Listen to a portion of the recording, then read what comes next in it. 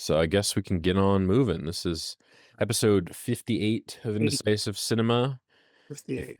We got a few movies today. We both saw Hokum, which we're going to talk about with kind of major spoilers, and then I saw Disclosure Day and Leviticus in theaters, and then you saw Masters of the Universe. You'll kind of touch on some of those. Yeah. I don't. The only one that we both seen, that I think that we're going to talk about with spoilers, I believe, is Hokum. Hokum. Everything else, and then we got a few seasons of TV to talk about. I saw the Yeah. Pitt season 1. I finally finished, and then Margo's Got Money Problems. I finished on Apple TV, so gonna touch on those. But first, how you been, man? What you been up to? Yeah, been good. Going to the movies a lot with family. Last week I went with my ex-wife's ex-husband. We went to go see Masters of the Universe, so that was a funny gig. And being just home, me and Rhonda, I don't know if you were ever into it, but we finished Gen V and then got into the final season of The Boys. So we're doing that. We're I don't halfway think I've done. heard of. You said Gen V? Gen V was the spinoff, which dealt with like the younger soups going to college, and The Boys was just like based on the comic with the Sure. with That I'm familiar with. yeah, Is yeah. So Gen V's the spinoff of The Boys? of The Boys, yeah. Oh, okay. I've never heard of this. On a college and it deals with younger heroes. It's good. Yeah, I actually liked it. They're not doing, being that The Boys is ending, they're not doing a season 3, so the storyline at the end of season 2 ties into the final season of The Boys. So it's kind of cool because I'm looking forward to now both things wrapping up at the end. So we're up to like episode 5 of The Boys season 5. So, but that's what we've been watching. And I've been watching a lot of I got NGM Plus and Shout Factory TV for a couple of months. I got it for another month. And I've been like binging a bunch of like old 70s, 80s movies. So Nice. that's what I've been doing basically, and working overtime. How about you? How's everything with you?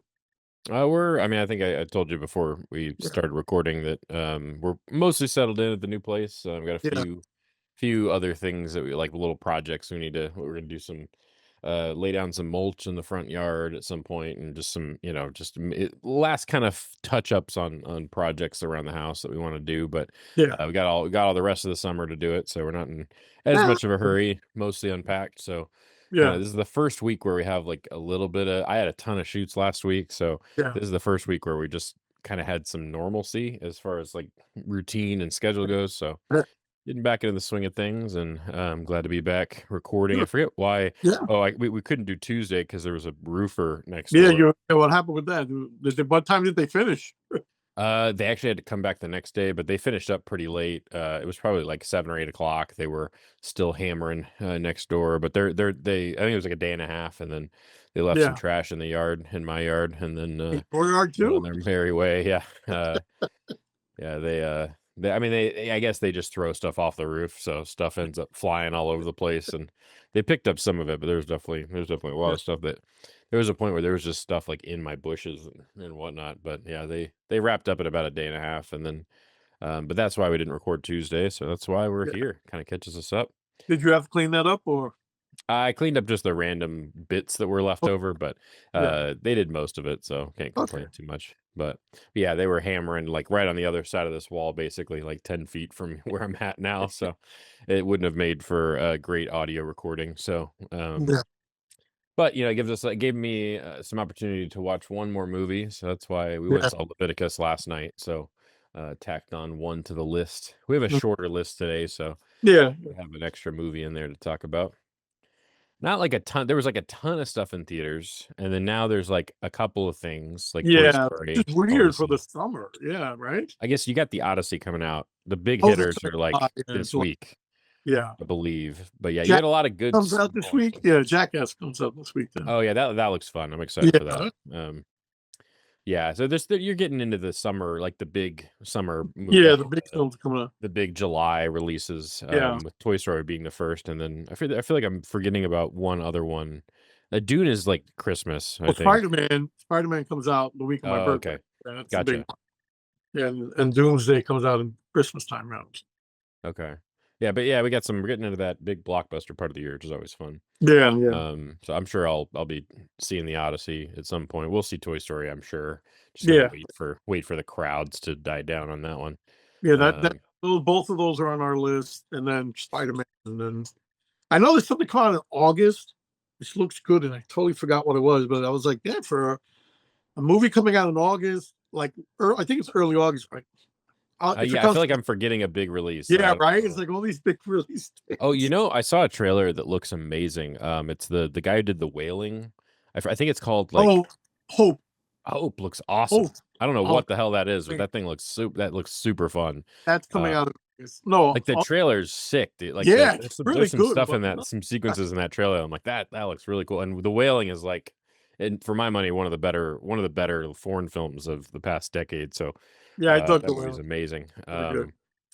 So I'm excited for whatever that is. I think it's Yeah, like some kind of post-apocalyptic monster yeah. film, I but find yeah, definitely. that definitely looks sick. But yeah, there's another big title that I can't think of off the top of my head. But yeah, anyway, we're getting to that point of the summer, which is fun. Starting to get some stuff worth seeing, and we've had a good stretch though. I mean, I'll get to Disclosure Day, which I did not love, Oh, didn't it was hate, but didn't well. love. Which one you didn't love besides Disclosure Day? Yeah, Disclosure Oh, Day. oh, okay. Yeah, Leviticus was fine. But we had like Obsession. We had a run with like Yeah, Obsession that's and back room. Backrooms, and there's like another couple that I can't think of right now. But yeah, we had a nice stretch of like Yeah, yeah, bangers. like May to June. Yeah, we saw. I was in the theater like every week watching a And flick. Hokum was out. I missed Hokum. We just saw Yeah, it. I that came saw it out in on May. Plex, but Yeah, yeah, that yeah, came out in May. I did rewatch. I showed my whole family for Father's Day. I showed them The Drama, which hit big. Not Yeah, everybody loved it, but I think it worked for most. And man, that movie's so good. The so drama, the I say your parents didn't dig it, but your brother and sister did, I think it or was Sid was the one that I'm not sure loved. I think she was a oh, little. I think she liked the more like dramatic stuff at the end. I think. yeah, yeah, yeah, The middle chunk I think kind of lost her, but yeah, because you could tell like yeah, where people are at when you're watching stuff. But I think my brother just loved it. I mean, he was yeah, like, good, and I think my because mom and dad both yeah, were really into the way it concludes. yeah, Yeah, I think that movie's great and yeah, so fun. yeah, Total crowd pleaser. If you can put up with how dark it is, which I think yeah. is why I like it so much. But yeah, some really really good stuff. But I feel like we're getting to some of the summer misses, in my opinion. But I'll get to Disclosure Day a little bit later. To first, let's talk about the Pit. So I The haven't pit. finished season 2, so no spoilers for season No, 2. no, We no, have no. started it. We're like Yeah, 2 yeah. in. But season 1 is just this perfect little season of television. I think. Do you? Yeah. Okay, all right. And I I have some told you. thoughts on what you had said about the ending.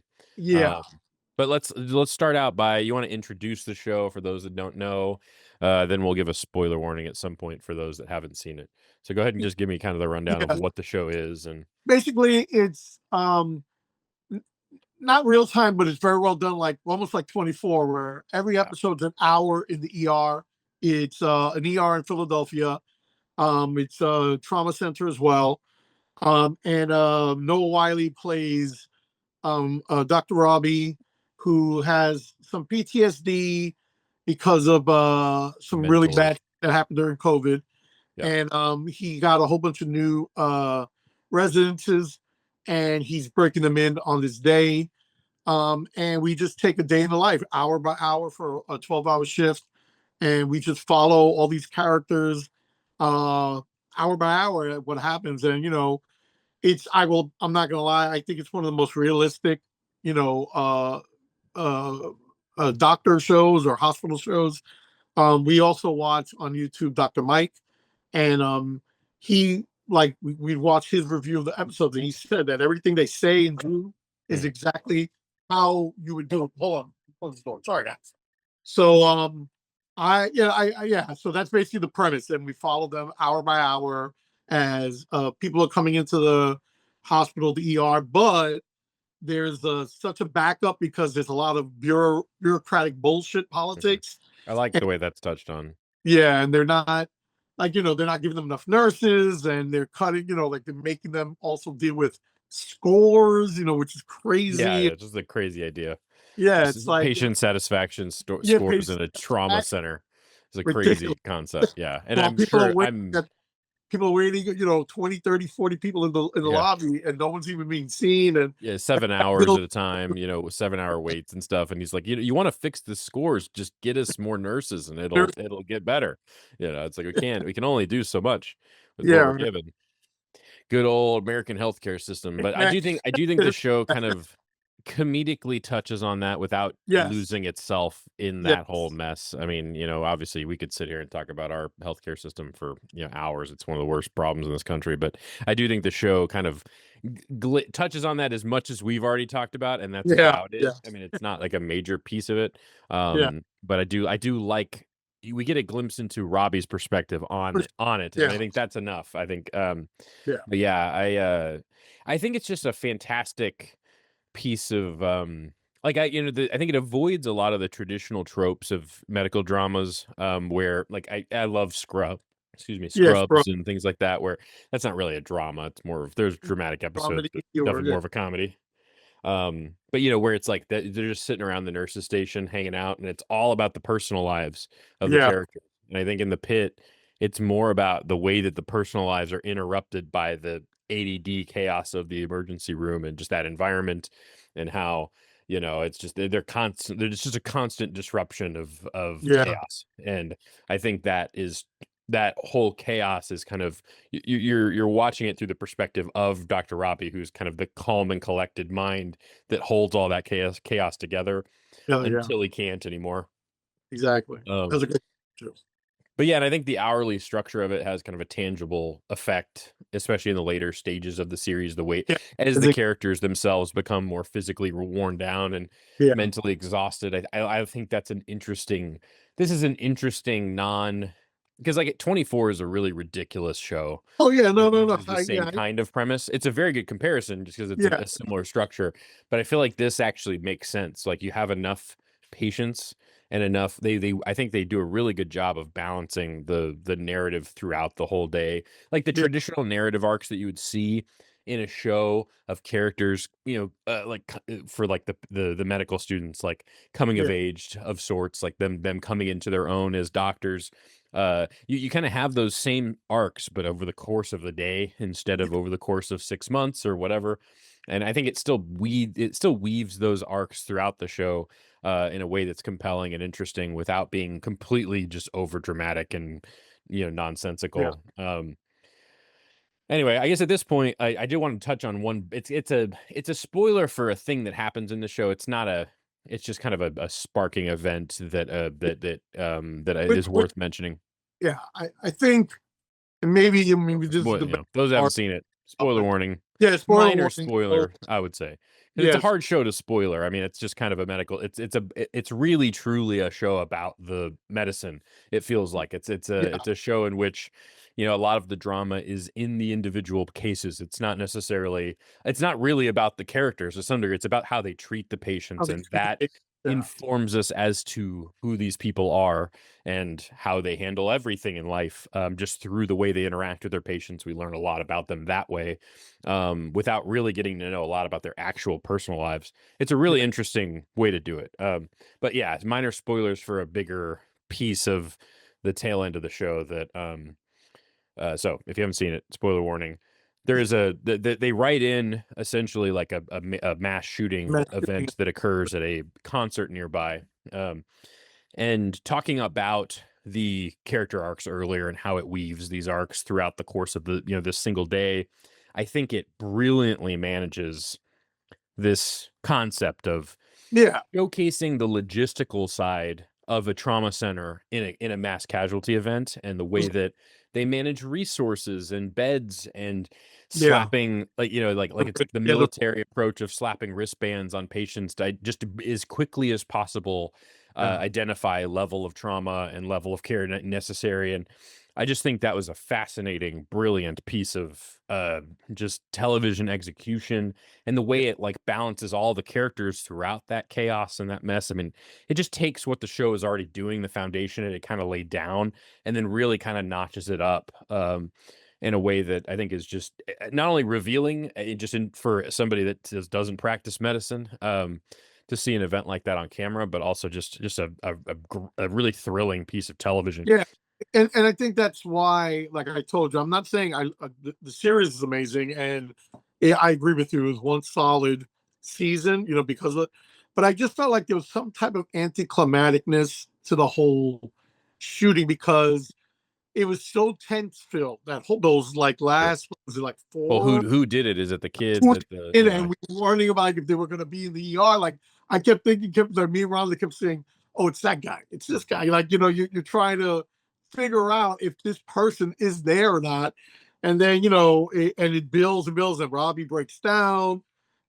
That's a great But scene. I think that's a really great scene too. it, The I, breakdown yeah, with his like not son-in-law, but the or son like stepson or whatever. I forget yeah, the yeah, kind of a it's not a real stepson by definition, but yeah. a kid who he cares a lot about that kind of There's what it takes under his wing. Yeah, and understandably in the context of the circumstances kind of says some nasty things, and then Robbie has like a really mean throwback to the kid in that whole exchange, which I think is very revealing and just yeah, I mean it's just it's really I don't know, that's a great sequence. it is. It is. But And I get what you're saying, that it's like the show builds to this like it threatens this bigger reveal, and yes, then inevitably, and I say in my argument for the structure of this ending of the season is then they just go home and they have to do it yeah, again. and that's yeah. And I think that's interesting. I think that No, is, I agree with that. Yeah, I yeah, just yeah. thought there was like an anticlimactic thing of what was going to happen, but yeah, it was like, and then it just ends, and this guy goes with the girl, and Robbie goes home, and They it's go and they exactly have like the beer in the park at night at the end of a long shift, like that yeah, whole sequence. I don't know. I think that's just an interesting way yeah, to end a show like this. It's not this giant, big reveal. It's just yeah, like another day in the emergency room. I think that yeah, to me that's a more compelling ending than yeah. No, the no, not that there aren't those like climaxes for individual characters, like when Robbie goes to the roof, and I think you yeah, have that great character in the he's like the former VA medic, I think. yeah, I forget his name, but when they go up to the roof and have that great exchange, I think you've got these like deeper character pieces throughout it. But yeah, the overarching like yeah, plot narrative isn't this explosive finale in a way that I kind of think is more interesting. But yeah. I understand what you're saying though in terms No, of yeah, yeah, I it know, but does build up to a lot. I think if from last year, it's in my top 5 of the best shows that aired last year. And Hard to I've argue against that. Yeah, season 2. So it was a show I kept thinking about after we finished it. yeah, That was a exactly. show that definitely stuck with me. And Like me and Rhonda, but also like I got my boss to watch it, and we would sure, talk about it, as it happened, and it is the show that keeps you talking, and that's what good television should do. It should keep you sure. talking, thinking. So Did it get released week to week when it first came out? yeah, it did. 'Cause it's It's good old we HBO. You can count on them for that. yeah, we Have we talked about that? Like first the like idea, episodes, and then we had to wait week to week for the last few. But yeah, like have we talked about the like episodic release versus like releasing a full season all at yeah, once? Like a yeah. gotcha. I HBO know is known for the week to week. I think it's like other like Hulu just does it all in one shot. like Um, the you know, bear. like the bear and everything you just watch them is a binge. But yeah, I think HBO started that week to week thing, like episodic, like any other Mhm. network. But in a way, it's kind of cool because on a show that's so good like that, it's like you can't wait to see it next week. It's water Sure. cool talk, and but I think that benefits the show, in yeah, my yeah, opinion. agreed, I yeah, also think it like especially in the subscription model. I don't yeah, understand why there aren't other streamers that do it, because I think you're more likely to subscribe to something for 6 to 8 weeks. Like I mean, I know when Severance was on, I yes, don't we have Plex now, but when Severance was on, we were paying for Apple TV for, 8 or 10 weeks as it was being rolled out week to week, and it's like and it gives it time to find traction yeah, amongst like, just again, the water cooler Twin Peaks kind of thing where it's like, week to week, like, oh man, what's going to happen? And it builds I don't know, I just think that that's what makes television great is that episodic nature of it, and, again, just, like, hyping things up and not knowing where it's gonna go, and, like, those discussions, like, I miss that. I feel like it was something like the, like, early 2000s, like, when Breaking Bad and, Yeah, and you had Game of Thrones and Breaking Bad, you had all these big shows that were, like, week to week, just huge hits that I mean, Breaking Bad didn't start as a it's a great show from the get-go, but yeah, yeah, it wasn't the phenomena that it was by the end of it. I think yeah. it owes that entirely to the nature of the episodic release, and, I don't understand why there aren't I mean, there's certain shows that, like, I think some comedies probably don't need to be released week to week like that, but Agreed. especially dramatic television. I think you just like The Bear is a kind of a show that, like, I feel like if because then you give people you go, "Oh, man, episode 2 and 3 have been really good so far," and then somebody has a whole week to get caught up on everything Yeah, prior. yeah, yeah. I don't know. I just think it would benefit everyone involved, other than maybe the people that don't wanna wait, but Yeah, that's television. I don't know. I yeah, just think it's, but anyway, um, 'cause like, I don't know, like, my parents talk about, like, "Oh, yeah, we've heard really good things, but we're just waiting for it to finish," and then, like, sometimes they wouldn't, sometimes they would wait, the buzz around a particular show would be too big to yeah, that's what justify. happens with us. We try to stay away from spoilers, but it's hard, for shows like this, so I know what you But said. but that's great. I love all that. I want more of that from television. Yeah, Um, amen. and The Pit is a perfect example of the type of show that I think is at the level that it needs to Yeah, be, like, each individual episode feels like it can live on its own as a great piece of television. yeah, agreed, yeah, I agree And with that's that. not the case of all of them. Even, like, I mean, so I'll talk about Margo's Got Money Problems real briefly. Yeah, A show I really liked, I binged it in, like, a day and a half. It's Apple TV as well. yeah, Elle Fanning plays Margo. I think it's based on a book, I believe, but I'm not yeah, 100% sure. Um, she gets knocked up by her college professor, who's kind of a scumbag that doesn't wanna be involved at all with, the child that she inevitably decides to have. yeah, And so the show is very much about her, at least in the early stages, trying to navigate the circumstances of having a child and what to do, how to provide for that kid, especially at a young age. She's still in college, and I think yeah, ends up dropping out because of this, and inevitably decides to start an OnlyFans in order to help provide for the child. Um, this is by is it Dave? I forget the guy who did Big Little Lies. oh, Uh, okay, he also did The Undoing. There's one other, like, he does really good shows, starring female leads often, yeah, and most of the episodes are directed by a woman, which you love to see. But he's got a good track record of, like, yeah, producing really interesting dramatic television about women. And I think this is another entry in that catalog. There's another one I'm forgetting of. It's like The Undoing, and then it wasn't Sharp Objects. I forget. I don't know. You could maybe look it up on. Pop Pictures, yeah, that's a good one from I don't HBO. think he did that one, though. I think, No, there's another one similar, but yeah, Big Little Lies was, like, the big one that he did, yeah, and then, The Undoing is also very good with Nicole Kidman, and, yeah, um, anyway, he executive produced the show, though. It's also got Nick Offerman plays, a retired wrestler, yeah, Margot's father, who, kind of after leaving rehab, ends up kind of helping her raise the child. yeah, And then Michelle Pfeiffer is great in it as her Margot's mom, who is, kind of just lost in life, but is, becoming or gets engaged to a pastor, which I think introduces an interesting moral component to yeah, the family dynamic of OnlyFans and the stigma surrounding it, and just the societal judgment and misunderstanding of that, and the reasoning for why people do it, and all yeah, those things. I think the show explores all those things in a way that's really interesting. But it has, like, the show has a very deep compassion for Margot, and I think that feels tangible. I think as an audience, despite her mistakes, I think you're rooting for her the whole way through. And I yeah, think when the world and her family and those around her that aren't supportive of what she's trying to do, you've been with her the entire journey, and I think you're definitely rooting for her despite some opposition in a way that I think it really works. She's definitely the underdog in the, in the show, and I think there's a tangible feeling of, like, oh man, I really want her to succeed and be successful. yeah, yeah, She's just a kind person, even when she makes mistakes. I think she's not as flawed of a character as you'd see in other other dramas, which I like those too. But ultimately, I think there's a lot of compassion for her, and I think there's certain characters in the show, like her roommate and the pastor who her mom is marrying, that Yeah. show a sense of compassion that it echoes what you feel as an audience. And then I think they, like, if him being a pastor isn't a traditionally they're not supportive of OnlyFans, and I think the way that he handles the situation is somewhat it's really like kind of touching to see, like, a break from the mold, Yeah.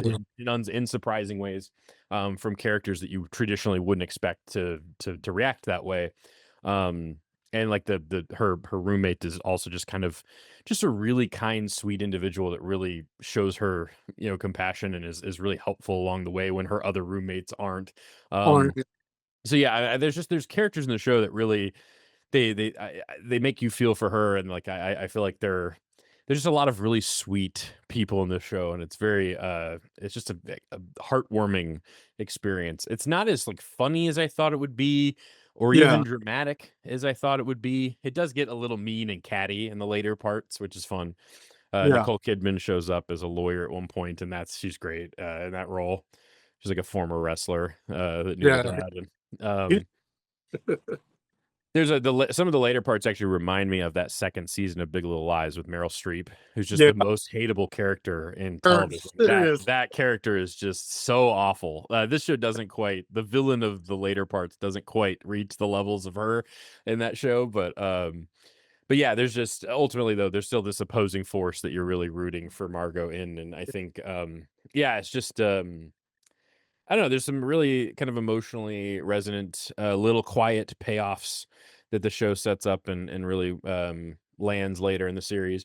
It's not like groundbreaking. I think Yeah. it's sex positive, and uh, I don't know, just like I think it's another portrait of a kind of stigmatized industry. And I think we need more of those things. I don't quite know if it, like, is strong enough of a series to, I think it is strong, and I enjoyed Yeah. it. I don't know if it's something that harder to recommend than something like The Pit, that I think is just a Like, complete knockout. yeah. But definitely a nice little show, and very well done, and some really great performances from the cast, like Michelle Pfeiffer. I haven't seen her, and she's in a few things, but like, it's good to see. There's this, like, it's got a really strong cast of people that you don't see as often. Yeah. Um, so yeah, recommended, but I don't know. It's just not. I don't know if it's like one that I'll think of 2 years from now, but. Yeah. I got you. I got And I don't know if we'll get another season of it. I don't think it's written. I think the series does feel like it ends where the novel did, at least from kind of you. what I Yeah. can tell. So, um, I'm gonna do Hitchhiker's Guide real quick, and then I'll let you do Master of the Universe. Okay. Um, I didn't finish Hitchhiker's Guide yet, but I did read the books. I think Yeah. last year I read the whole series, and loved it, and I've been meaning to watch the film adaptation of it, with Sam Rockwell as Zaphod Beeblebrox. It's got a good cast, man. It I does. don't have a lot of thoughts on this, because it's like, it's not like, I also didn't finish it, so it's a little bit of a mess. But like, Yeah. I Zoe mean, Deschanel it is not not when amazing it in came it out, either. but I enjoyed it. I remember seeing it in theaters. Yeah. That's not. And Martin Freeman, like, he's Oh so yeah. young in this. He's really Yeah. good as Arthur Dent, and I think Yeah. Sam Rockwell's really fun as Zaphod. And then is it Mostef or Mostef? I forget how to pronounce. Most that. Mostef, yeah, he's is Ford Prefect. He's really good. He's just got a great cat. Alan Rickman is perfect as the Yeah. robot, as Marvin, the depressed robot. I love these characters, and just like being able to revisit this story on screen. I actually think it's rather faithful to at least the first novel. Again, I No. haven't. I haven't finished it. I think in the middle parts of the movie, there's definitely some variance on Yeah. what happens from the books, but it's also just an unfilmable book. Like, It it's is. like, That's what I say. No one succeeded in it. I think. it's kind of like when people said Project Hail Mary was like going to be really hard to make. I think this is 10 times harder. The Yeah. tone the tone of it is incredibly difficult. You've got a lot of non-human cast that, like, makes for you have to have puppets and you have to have like CG, and I think this was also made at a time where that wasn't like incredibly cheap. Yeah, You could do this movie now and it would be easier to produce. right? Mid to late aughts when it came out. I What remember was that. that? Did it come out like 2006, 2008? Yeah, early 2000s, gotta Yeah, be. Yeah, I didn't look sure. up the date, but, yeah, so, I mean, ultimately, like, a lot of this stuff, it's gotta be really hard to execute, and Yeah. I do think it for all those things, I do think it executes it pretty well, No, but yeah, it's it's a very I love that series, it's so great, and then for those yeah. that like science fiction, it's absolutely worth a read. It's written by, I think didn't he have I forget the author's name, but, didn't wasn't he involved in, like, early Monty Python? Uh Oh, not Eric Idle. Oh my God. I know like all the Pythons. I could. I It's wanna been so long. say he was like a showrunner or like he either helped co-create or write some of the early I don't Yeah, know, but it's very it reminds me a lot of the Monty Python approach to comedy and, science fiction, and it's very funny. I mean, the books are so I mean, it's like, every page has something that makes you smile, but again, yeah, just an unfilmable movie. It's kind of remarkable that it even exists. John Malkovich shows up. It's like, it's got Stephen Fry as the narrator. Just got an amazing cast, and I also miss the big cinematic scores of the early 2000s. It has like just this like really big, like full orchestra score that's really fun. yeah, Um, it's something that, like, I see nowadays that you have the bigger films that have these big grand adventure scores, like, even I mean, we'll talk about Disclosure Day in a minute. I think that has kind of a throwback '80s, yeah, sounding score to it. I don't think John Williams did that score, but I didn't look it up.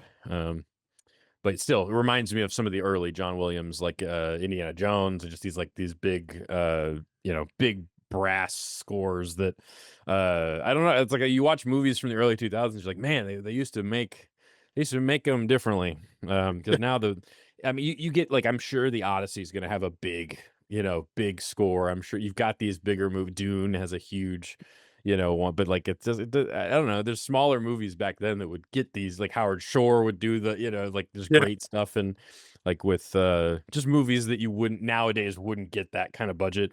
Um, I don't know. I missed that, but other than that, I don't have I don't have a whole lot of thoughts other than that on Hitchhiker's Guide. But if you haven't read the book, it's worth the time. Yeah.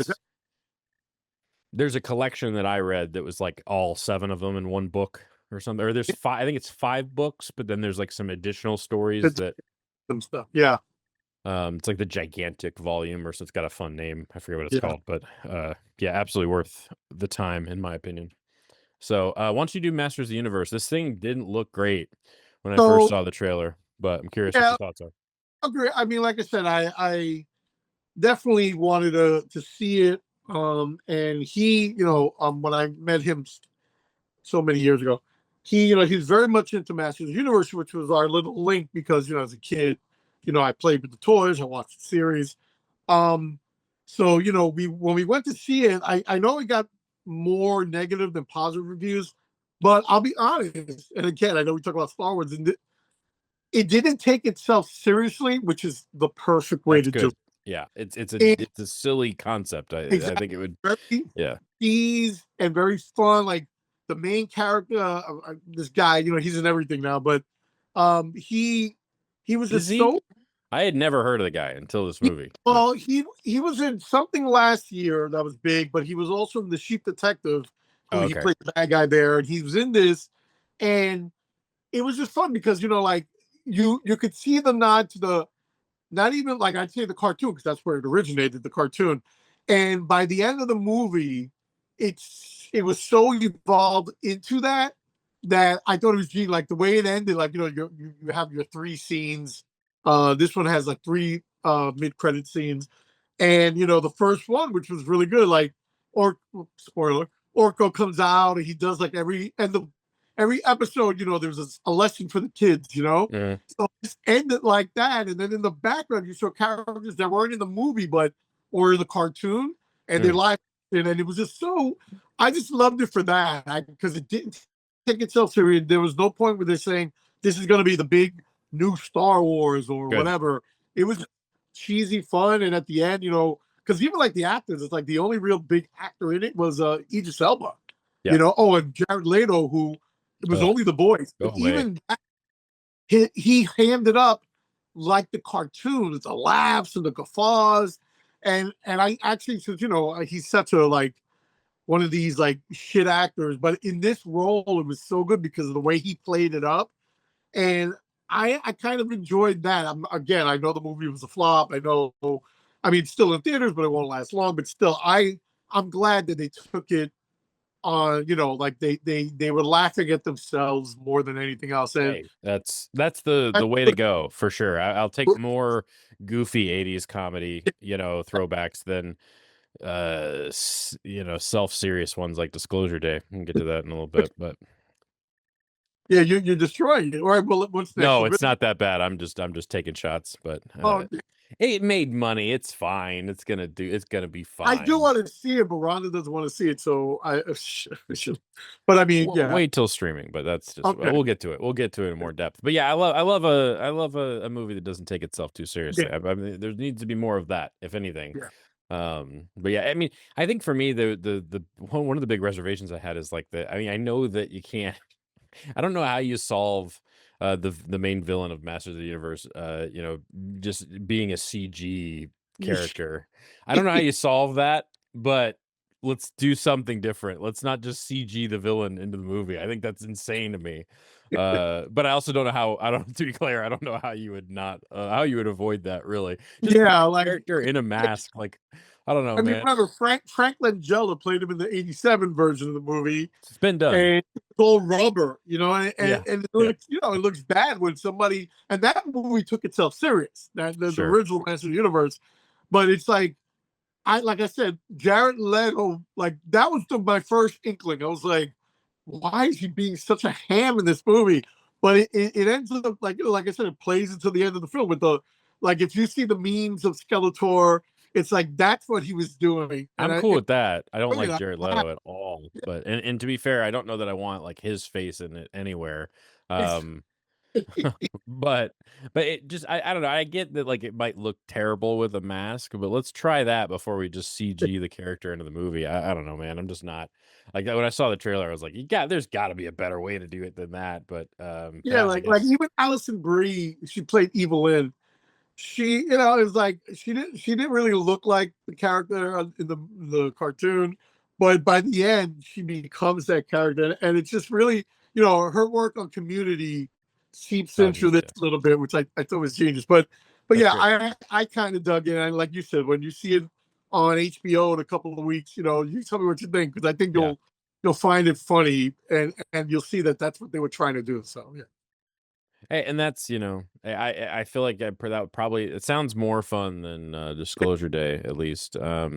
Disclosure Day is the latest from Steven Spielberg throwback alien film similar to a lot of other stuff he's already made. But it's essentially stars a bunch of people. I'm going. Emily Blunt is the lead. She plays a weather person. I don't know what the technical term for that person is. Weather Yeah, forecaster. forecast. Um, and she works for like a local station. I think it's kind of like Midwest. I don't really know where it's Yeah, set. I forget, but it feels like just somewhere in the middle of the country, like Ohio or something like that. But she works for a small news station there. And then what's the guy's name from Knives Out? yeah, And he's in everything right now. yeah. I forget his name. He's having a year, and his name is very similar to another name, and I feel like I always get him confused. He's great in Knives Out though. I like this guy. But he plays. I think the film opens with him rescuing his girlfriend from the big bad evil corporation ran by Colin Firth. Yeah. He's clearly stolen some kind of information from this big bad corporation, and then is on the run from the big bad corporation, and teams up with Emily Blunt at one point. And that's kind of the movie's kind of like like a road trip style on Mm. the run thriller. The components I like about it are it reminds me of some like early 80s spy thrillers in that Okay. like it's like big government agency Yeah. kind of big bad guy. And there's some good set pieces involved with that. Ultimately, though, like I think that this is in the trailer. I won't spoil anything from the film, but there's a line in the trailer where he says like the people deserve to know the Yeah, yeah. truth or something, Home and there's a whole idea at the core of it, of whether or not people can you handle the truth, yeah, like Jack Nicholson says, and ultimately, I think there's this kind of feuding idea of whether or not the people deserve to know what's actually going on behind the scenes in society. This is kind of what the yeah, broader idea is there. And whether or not they're capable of handling that. And these characters are in charge of this significant piece of information that could potentially change the way the world operates and what we know of the world. And I think that's an interesting launch point for a film. It's very well made. I mean, there's nothing, on a technical level. You are getting, classic Spielberg. He's a very competent director. So, there's some good. There's actually one of the things in the trailer that I wish wasn't in the trailer is the car crashing through the house is like a really cool set yeah, piece. I do think the movie though kind of turns into this just kind of plotting set piece to set piece action film where it's like, oh, they're gonna get him, oh, they're not, and then they got away, and then oh, they're gonna just kind of talk for a few minutes, and then the next set piece will happen. And I feel like the plot is like rather predictable, and for a movie that's 2.5 hours, that yeah, like, I feel like the trailer gives you what you need to know about the movie as far as, like, the thematic components, and there's yeah, some great performances. I think everybody's really giving it their all, but I had no emotional connection to anything that was happening, and, Marissa felt the same way. I know a few others that felt the same way. It's gotten mostly positive review. I don't think it's a rotten film, so to be fair, if yeah, you're, like, rating it on a rotten or not rotten scale, hard to know if there's some people I know that really love it. I don't think yeah, it's I think it is a throwback 80s thriller, which is fun in some ways, but it has to be more than just that. That's not enough for me to like something. It needs to have more depth and substance. And then I also think just for a 2.5 hour movie, it feels like it's just set piece after set piece trying to just I feel like it doesn't know what to do with the middle chunk of the movie. And then because it's such a long film, I feel like I felt its length and I just didn't connect with there was just nothing, no tangible sense of real danger as well because of the core concept, science fiction concept in the film that I can't really get into without spoiling things. It's like a movie where the characters are invincible, kind of like it feels like that, where you're like, all right, well, where's the tension? Where's the actual drama? Um, and then the thing that is going to happen kind of happens, and that's more interesting but yeah. it's 2.5 hours in the movie. It's like I've been sitting here for 2 hours waiting for the thing that I Well, know. Close Encounters, same thing. You build up to the giant big reveal of the spaceships, and Sure. the last, depending on which version you see, the last half hour or the last hour. Mhm. Um, but I mean that back then that was such a big payoff. I Sure. mean, I don't know. That's also part of it. I think we've seen this film before, and that's, from the Yeah, same director, which is really bizarre. I mean, I just yeah, don't think it has I like the central idea, though, of just, like, in this world of, discourse and division. I mean, the film opens in, like, an MMA rink, or, like, at least I don't know if it's MMA or if it's, like anyway, there are people fighting. It's, like, some kind of, fighting arena, and so just, it's like a representation of our broader world, and yeah, and I think there's those ideas at the core. I agree with them. I don't disagree with what the film's saying about us being more empathetic towards people and doing a better job of listening to others. And that's yeah, all great, man. Like I'm all about that. But I just needs to have something else to really justify the runtime. And then again, I think the payoff is fun and I like it. yeah. Okay. My brother made an interesting point that there's that sequence is kind of similar to Project Hail Mary, where the revelation of the astrophage comes, Yeah, at least in the book. The book is a little more in depth. It reminds me a lot of that, and that's the best stuff in the movie, I think, just as far as like just the impact. yeah, But it just doesn't justify the amount of time we spent getting there, and I think you just are kind of ahead of it. Colin Firth is sort of there to using this technology where he like does it's kind of like face off technology where he like takes over somebody's body. I think yeah, it gets really lost in the weeds trying to like make that cool, and I don't think it really service it seriously, other than just that's like trying that is trying to be the source of tension to really move the plot forward. And again, these characters, like, they're not gonna kill the main characters. You're just like, what are we doing? It's very bizarre. The lack of Yeah, tension. from the trailer, he's the least interesting character. I see him with eyes turning and then Yeah. the thing in his mouth. I'm like, oh, that I looks mean, it dumb. reminds me But of like the 80s villains that yeah, are, and he's fine in it. I mean, yeah, I don't care. He's completely forgettable as a villain in this. yeah, I know. The Yeah, technology is interesting, but I don't think the movie knows how to really utilize that technology in a way that actually makes us feel like there's some kind of consequence to what's happening. yeah. Yeah, there's just something missing to give the film tension, and Okay. I just genuinely was like, I don't know why I'm supposed to connect and really. Again, there's nothing wrong with the characters. I like the characters. I couldn't tell you much about them. I don't feel like there's like Emily Blunt's character is, she works for a news station, and yeah, she has a strange relationship with her husband or fiance or something, and I just like there's not a lot there, but the When performance did is you see good. the movie? A couple weeks ago, Oh, okay. and The way you talk about it, like you don't remember it, and I'm like, that's sad, but okay. I mean, I guess it's memorable in that I was confused by it in a way that stuck with me. I mean, and seriously, I think I walked out of the theater. I couldn't tell you how many times I've talked to Marissa about just like being just baffled by why this movie doesn't work. Worse. And Yeah, again, it's competent. There's nothing. There's really not. I mean, other than some really the CG stuff in it, I'm like, and there's some of it in the trailer with the animals. I think it's yeah. just like I don't know why are we keep putting CG animals into movies. First of all, they never look good, and I feel like it's always so distracting. It is. I don't from the trailer, I didn't even like the way they looked. I was like, "Oh my It's god." not just this movie. There's a lot of No, examples no, of no, that, I know. but this movie uses it more than most. And I think that you're Yeah, just that's what I'm like, saying. who thought this would look good? This doesn't look good. It just completely it looks like you remember that Coca-Cola commercial that they did that was all AI with Yes, yeah, the Christmas one. It looks yeah, like that. It looks like an AI I that agree it with looks like AI generated CG. It's very bizarre, but that's the least of the problems of the film. you. Yeah, yeah, yeah. Um, Again, it's really not. I'm talking a lot of shit about it, and again, it's more competent than most. It's not, it's just not memorable.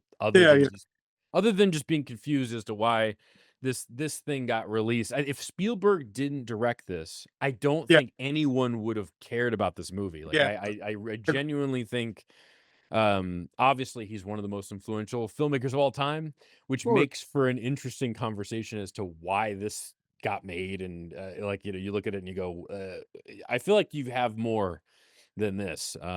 As a filmmaker, I think again the movie's constantly trying to make you feel what these characters are feeling, and I just didn't maybe I'm being cynical, but I just did not connect with it. Yeah. um, so anyway, I don't know. Let's see what else do I have here on that. That's the gist of it. Um, So, are you gonna talk about Leviticus? Because I'm interested. oh yeah, I moved that around. My bad. I guess I Yeah, skipped yeah. over that. Alright. No, no, I wanna hear that. I saw that last night, so that's a little more fresh for me. Leviticus is Australian film. I have no information about this movie, so I did not write any notes down. I did see it yesterday, but I think it's Australian. Australia. It reminds me of it's got the kid from Talk to Me in it. I think Yeah, as the yeah, I lead. know. Is that him? Right? That's him. It's him. Let me look this. Let me give you some actual details here. Leviticus is Well, it's also directed by directed by Adrian Shirella. young internet guy, right? I don't know anything about the director, but it does not Yeah, because appear that that's he what has I any heard of it. substantial credits. Okay, no, Um, because they lumped that in with Backrooms and um Obsession. And that's when I first heard of it because they were like, yeah, he's the third one who's the wonderkind of doing shorts on the internet. So that's why I said, oh, I want to see it. So I that's mean, yeah, how I I heard don't of think you make a movie as technically precise as this. Similar, we talked about that with Backrooms. Like, it's it. Yeah, remarkable that a 20-year-old made a movie that's that yeah, legible and lit and performed as. I mean, it's just like on a technical level, the fact that movie exists is remarkable. I think this is a much smaller, smaller scale of production, but I think it does a lot with its budget, anyway, it's about two boys that younger men, they're in high school still, so maybe not men, but Uh-huh. young boys that have that clearly have feelings for one another. Okay. They live in, like, a small town, think, like, in our country, it would be the Ohio, or it'd be, like, it actually Yeah. reminds me a lot of Eraserhead. They utilize, like, the factory Interesting. backdrop, Yeah. just Yeah. like an industrial town somewhere in Australia, and just a Yeah. lower income rural area, and I think that kind of lends itself well to there's a his mother's religious, and they're both boys are part of some kind of it feels like more non-denominational and modern in terms of like just like their the way they worship is a little more like what you'd Yeah. see in Righteous Gemstones or something like that, but on a much smaller scale. Yeah. Like a 30-person congregation in the middle of Ohio. Picture that, but yeah, I know. not like Southern Baptist style, like Yeah. Yeah. uh, at least just worship, if nothing else. But still, they are outed at some point. There's they're outed by, I won't get into the details of that, but ultimately the church makes a decision to put them through this essentially a conversion therapy of sorts. It's at least the comparison it's making. Um, and then kind of terrifying things start happening, and I don't want to get into the details of that. It reminds me a lot of like It Follows, like a film. It Follows the movie that kind of punishes the characters for engaging in sexual relationships. And I think this follows a very similar kind of concept, of essentially the characters being punished for their sins. Yeah. I don't know that and that's plot wise, that's really all I'm going to give away. I think Okay. it's it's being I mean, it's got the kid from Talk to Me. I think you've got it, these comparisons to things Yeah. like Obsession or Backrooms. I think in those comparisons, I'm sure, um, I mean, ultimately, you're thinking like, it's a Filippo Brothers type movie, or like you're just, I don't know, on the surface and the trailer that it gives you, you'd think it would be a little nastier than it is kind of what I'm getting at. Oh, I don't yeah. think I think the only challenge I have with this is I don't think it quite has that violent edge that a film like Bring Her Back or Talk to Me, Yeah. or I mean, like I'm thinking of the sequence with the main character from this movie in Talk to Me where he bangs his head on the desk or whatever, and you're like, this is gnarly. Like I think this movie is Yeah. lacking that edge, but what I like is the religious ideas that it has, and the Yeah. way that the horror ties into just two boys that are coming to terms with their sexuality in a Yeah. pivotal stage in life. I do also think that stuff, while it's interesting, it's not. It didn't feel very groundbreaking to me in terms of concepts, but it is well executed, and I'm very curious to see what else this director has, because I think it's very competent. Yeah. And I feel like I've said that a million times today, that word competent, but it is well done, and the performances are very good from a young cast. Of nobodies ultimately, and I like the backdrop. I like the even set in Australia. You could see the parallels to the center of America, and Yeah. Yeah. the just those conversion therapy towns that are out there. And Probably. I like the way the horror ties into all that. But I just wasn't like blown away by it either. So I think Yeah. it could have used a little more edge. But it does a lot with. There's a really fun sequence in a gas station that I think is very good. It just doesn't have doesn't have a bite to it that I kind of wish. I want it to hit me over Yeah. hit me over the head with a sledgehammer a little more. So I want to grit my teeth a little more. But that's me, because I think this concept is gnarly. I think the concept could be Yeah. really really gnarly and mean. And it's dealing with really heavy themes. I think you could really dial it up a notch. But it's a small indie film. There's only so much Yeah. they can do.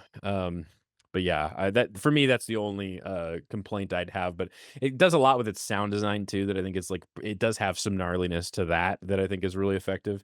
Got a really good soundscape and yeah, just a technically proficient film that I don't know if I'll remember the name of in 6 months. But that's not necessarily the worst thing. I'm really like the next film that comes out, I'll go, oh, cool, it's that guy. I'm interested to see what they do next. So Yeah. yeah, that's Leviticus. Sure. And Anyway, I guess man, this is gonna be a longer one, but it can be short. Now it's long. let's get When I was let's Hokum Hokum. Hokum. Hokum And Hokum. so Hokum, how should we do this? Should we just go full spoiler with this? I feel like we probably Yeah, should. to I go know we forward. will eventually. I just am wondering if we should give our non-spoiler thoughts first. Um, Okay. how about you introduce the film, give your non-spoiler thoughts. I'll give mine, and Yeah. then we'll give a spoiler warning for those that haven't seen it. So Yeah. give All me right. the rundown on Hokum. Hokum Hokum. So Adam Scott plays a writer of want to Dark say fiction. I don't know.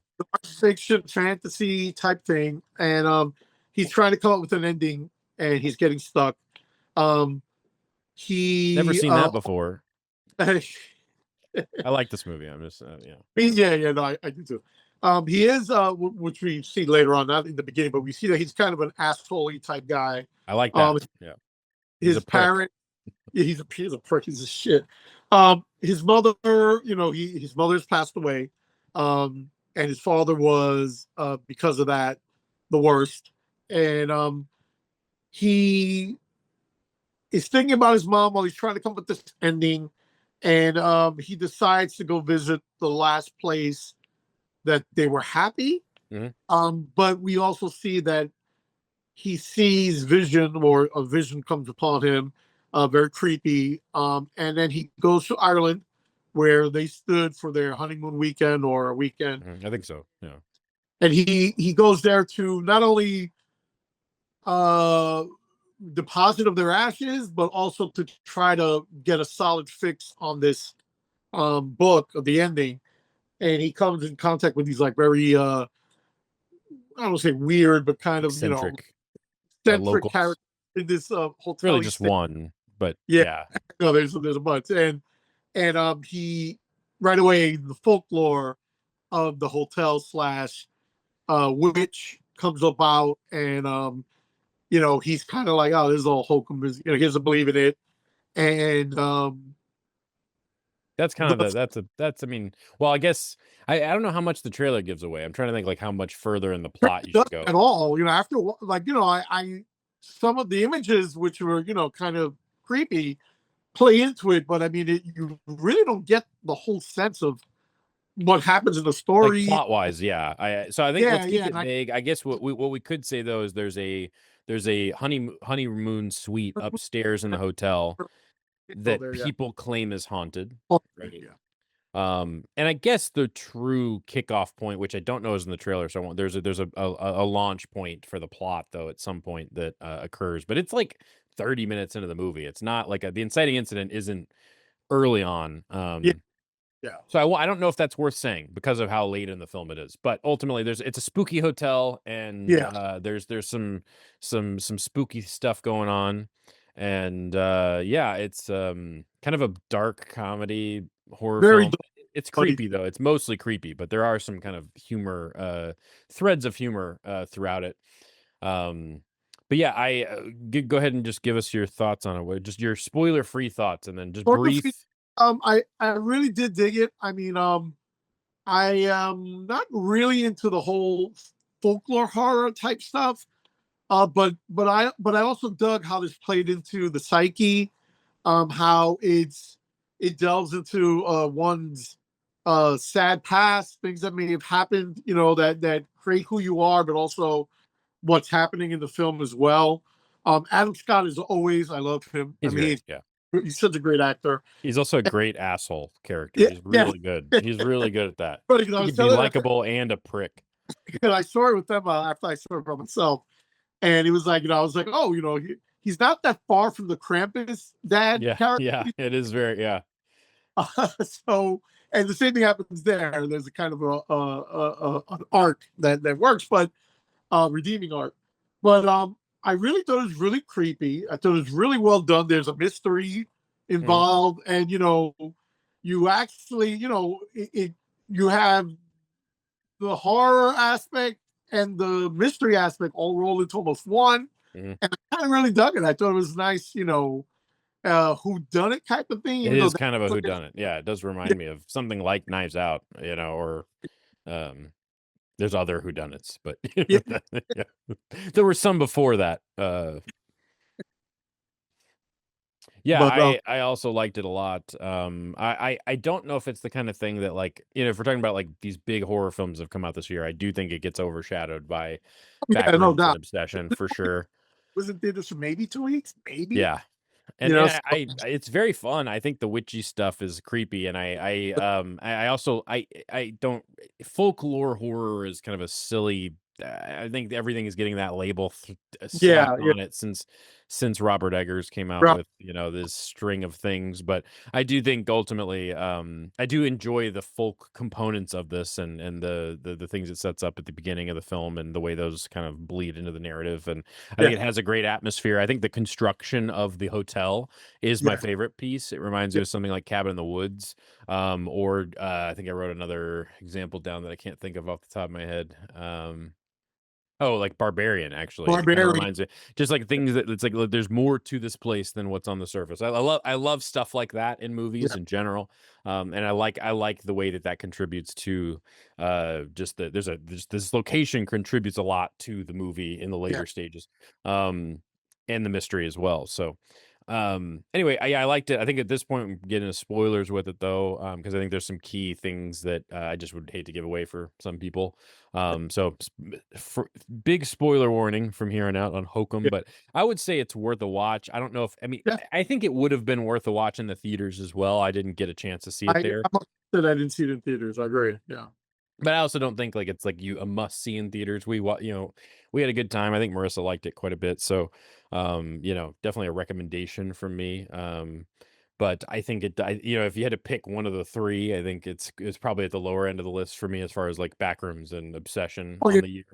definitely. Yeah, But it is a little more of a slow burn as well than those yes, two films, and that's not going to be for everybody. But yeah, I but think it's got theater, some really interesting ideas in it though, and some darkness to it that yeah, I found or was surprising. I don't know how to say that. yeah, I agree with you there. I didn't.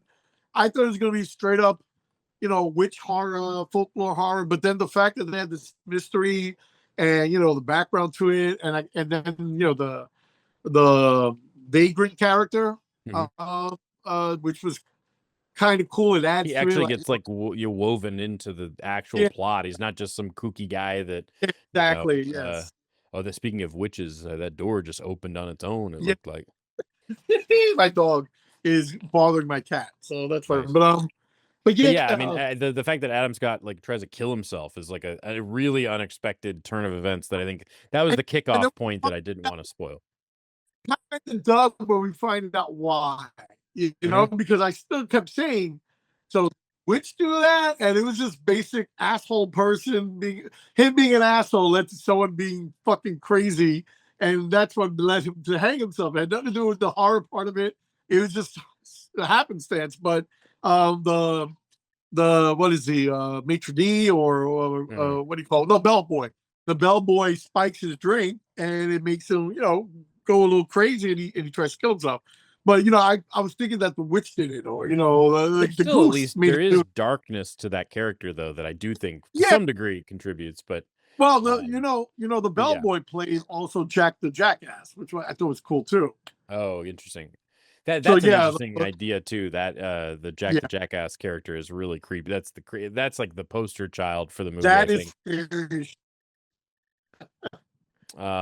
Yeah, I think the whole sequence in the bed too, there's some really great Yeah, stuff in it, but I think the Jackass ass thing is that the visual image that stuck with me the most.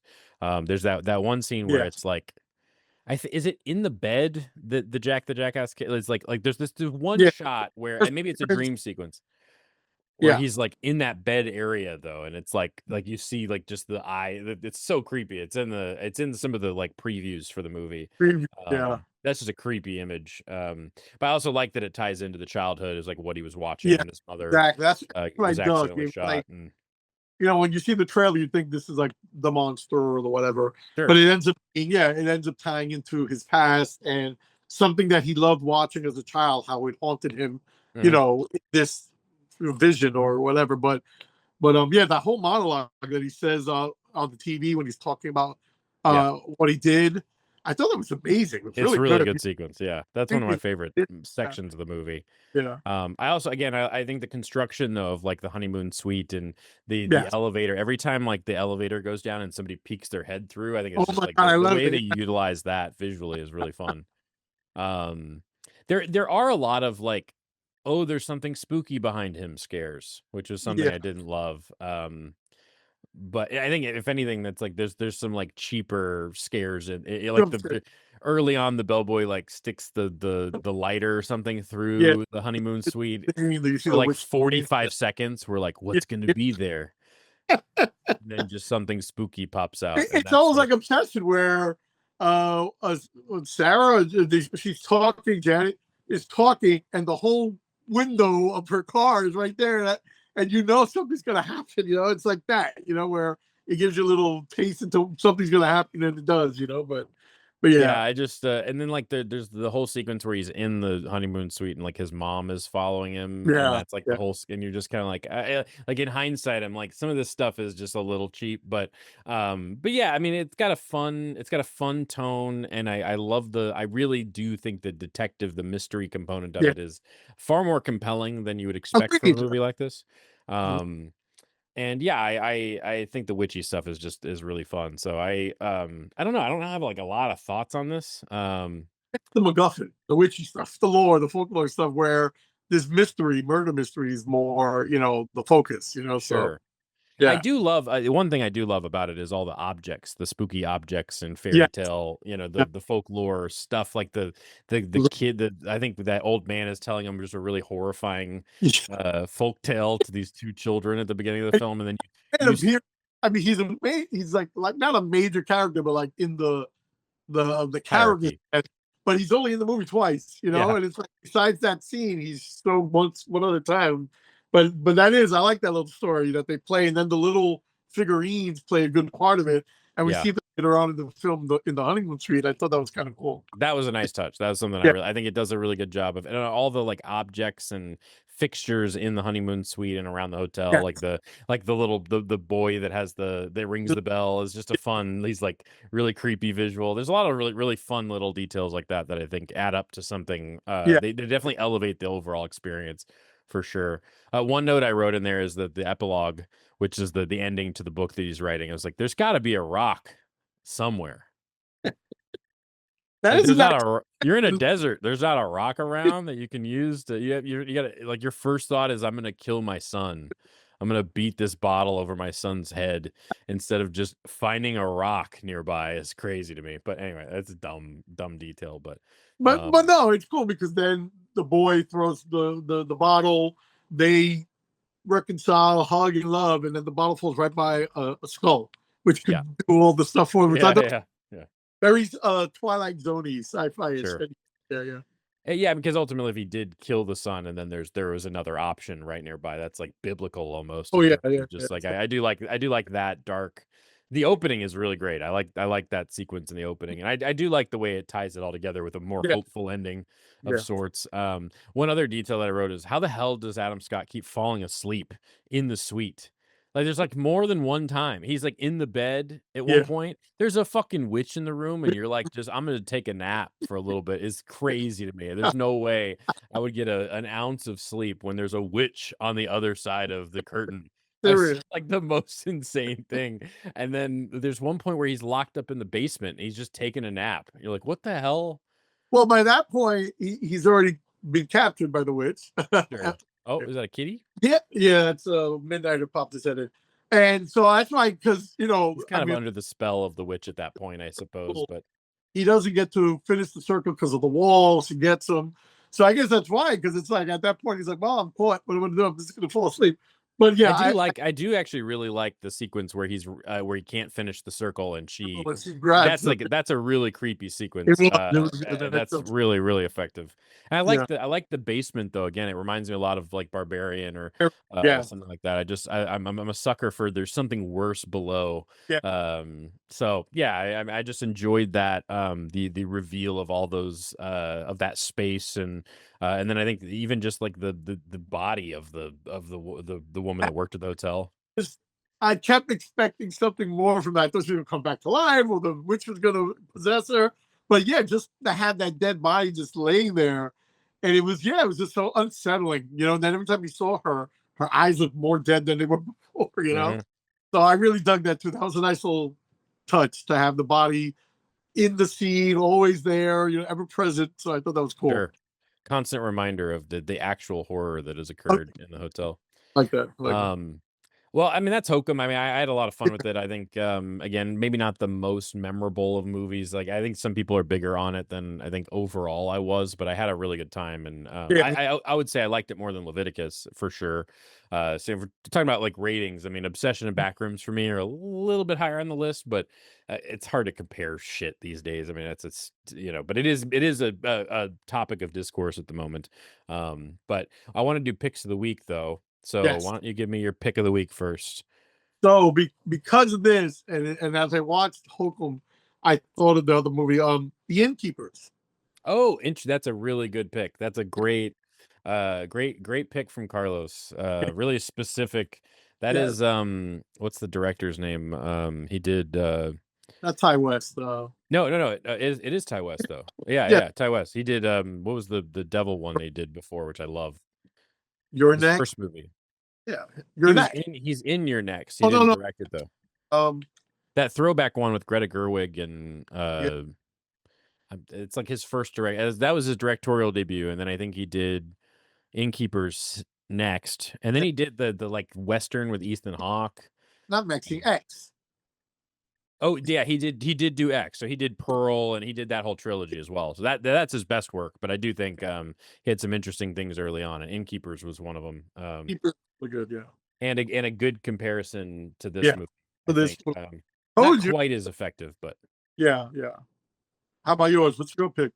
so mine's actually from the director of Hokum. If you haven't seen Oddity, his Yes. previous film, Oddity is really fun. I think Oddity I liked more probably. That fucking the creepy Awesome. man is what is that? It's like a Wicker Man basically. Have you seen A Oddity? Wicker Man. Yeah, and I that's great when he's also like the dead body from Holcomb. Yep, He's yeah, in yeah. the room, and every time you at him, something different is, and I loved it. I love that he moves a little bit, and you're like, oh shit, did that motherfucker move? I love that shit. That's a movie that just kind of sticks your face in the horror Yeah, in a with a concept that's so specific, and it's just kind of like that thing's way too creepy. That's like it's just it's like and the whole movie is built around this idea that that thing's gonna move at some point, and you know it's gonna. So Oddity is great. I really that's like just a really fun time. yeah.